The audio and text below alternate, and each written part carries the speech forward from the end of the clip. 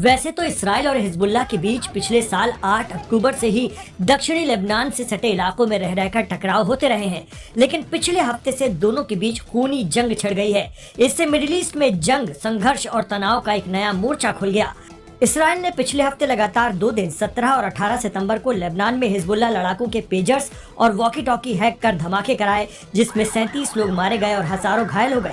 इसके बाद इसराइल ने लेबनान के अंदर हिजबुल्लाह के 1600 ठिकानों पर स्ट्राइक कर दी, जिसमें 500 के करीब लोग मारे गए और हजारों घायल हुए। इस घटना के बाद से दोनों तरफ से हमले तेज हो गए हैं। बुधवार को हिजबुल्लाह ने इसराइली शहर तेल अवीव में मिसाइल से हमला किया, लेकिन इसराइली सेना ने उसे नाकाम कर दिया।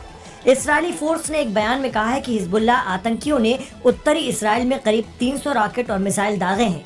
इससे इस बात की आशंका बढ़ गई है कि आने वाले दिनों में इलाके में संघर्ष और बढ़ने वाला है, क्योंकि हिजबुल्लाह के पास विध्वंसक हथियारों का जखीरा है और उसे ईरान का समर्थन प्राप्त है, जो उसे फंड और हथियार उपलब्ध कराता है, ऐसा आरोप लगता है। आपको बता दें कि हिजबुल्लाह संभवतः दुनिया का सबसे भारी हथियारों से लैस गैर सरकारी समूह है, जिसके पास हमास से भी ज्यादा आधुनिक और विध्वंसक हथियार हैं।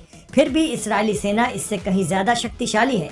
हिजबुल्लाह ने 2006 में इसराइल के साथ अपने आखिरी संघर्ष के बाद से रॉकेट और मिसाइलों का भंडार जमा करना जारी रखा।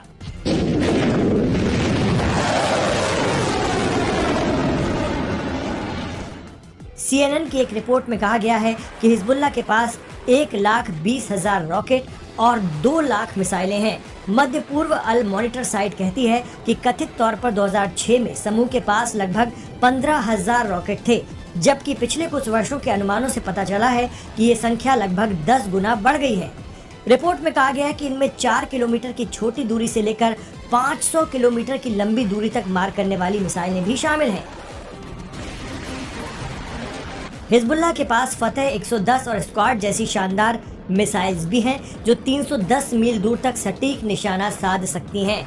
CNN की रिपोर्ट के मुताबिक हिजबुल्लाह के पास कत्यूशा, फज्र 1, फलक 1, फलक 2, शाहीन 1, टाइप 81, फज्र 3, फज्र 5, खैबर 1, जेजल 1, जेजल 2 समेत फतेह 110 और स्कड B-C-D किस्म की मिसाइलें हैं, जिनकी मारक क्षमता 4 किलोमीटर से 500 किलोमीटर के बीच है। हालांकि इसराइल के पास आयरन डोम का मशहूर सुरक्षा कवच है। उसके पास 120 किलोमीटर रेंज से लेकर 2000 किलोमीटर तक मार करने वाले शहीद 129 नाम के ड्रोन भी हैं।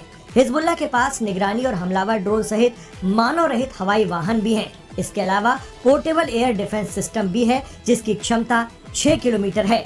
कहा जाता है कि हिजबुल्लाह के पास कई एंटी शिप मिसाइल हैं, जैसे याकूट, जिनका रिजल्ट काफी अच्छा रहा है। इसके अलावा सतह से हवा में मार करने वाली एयर मिसाइल सिस्टम भी है हिजबुल्लाह के पास। हिजबुल्लाह एंटी टैंक मिसाइल भी रखता है, जिसमें रूसी कॉर्नेट और ईरान की अल्मास सिस्टम भी शामिल है। ऐसे में इसराइल पर भारी पड़ सकता है हिजबुल्लाह।